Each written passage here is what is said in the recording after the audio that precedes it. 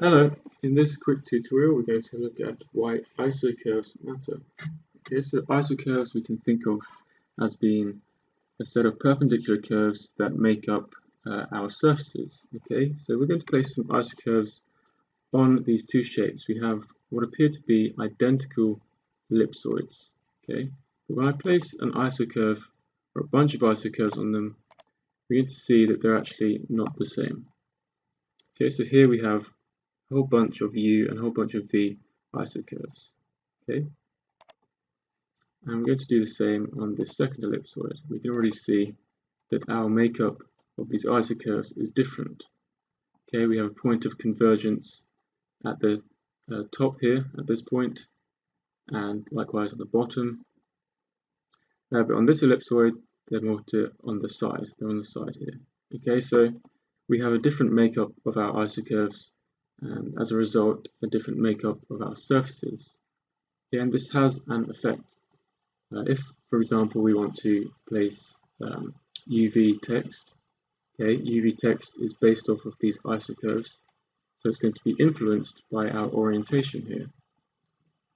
So let me erase these curves, and we'll come in with the text in UV space. Now let's just go for a 1mm font size. I'll just write test. Place the point up here. Okay, it needs a rotation 180 degrees. And I'll do the same for this ellipsoid.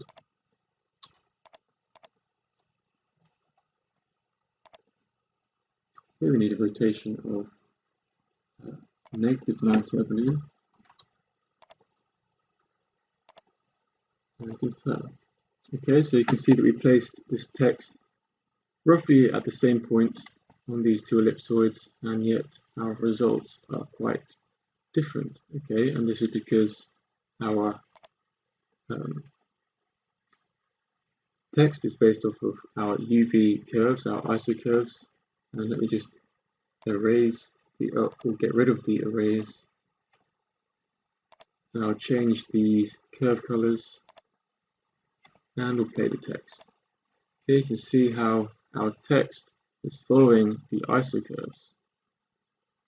Okay, and as a result of this, our isocurves really do matter on our surfaces, and it's all down to how our surfaces are constructed. In this case, I just did a simple thing. I created two ellipsoids, one with a larger length in the x direction, and then a second with a larger length in the z direction. Okay, and then I just moved and rotated one, okay, to make them look the same, even though they were built in different ways. Okay, so if we were to put our isocurve on these shapes now, in fact, I'll just suppress the move, play the isocurves. Okay, you can see that they do have the same makeup, essentially, but just with different dimensions. Okay, we'll see if we blank out this shape. Okay, we have our poles, our points of convergence at the same point on the ellipsoids. Okay, so it's just about how our surfaces are created. Okay, so the same goes for shapes like this. Okay, so I've just extruded a sketch. Okay, and if I place my isocurves on here, we basically have this crosshatch pattern. Okay, perpendicular, left to right, and up and down. Okay, and you can see how this will cause issues when we come to, if we want to, say, place text on this surface.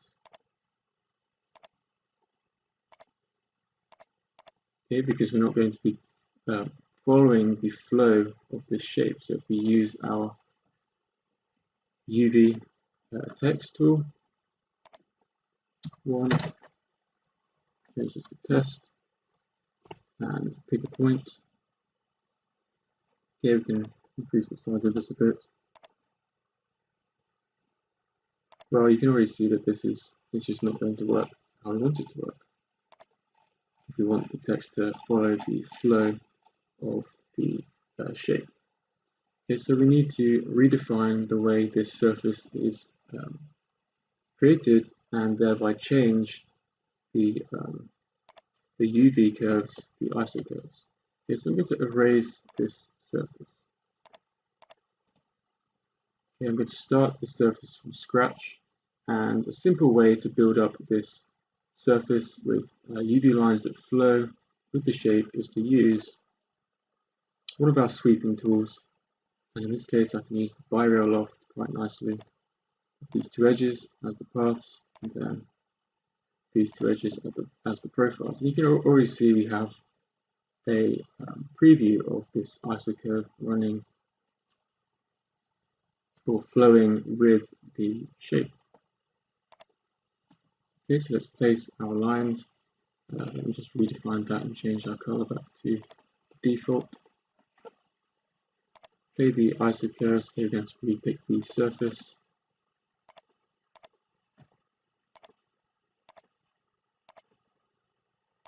Okay, you can see now that they're running, flowing with the surface, and if we place our text now on here,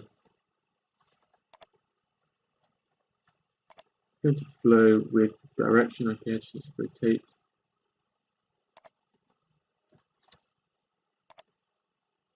Okay, so it flows with the direction of the shape now.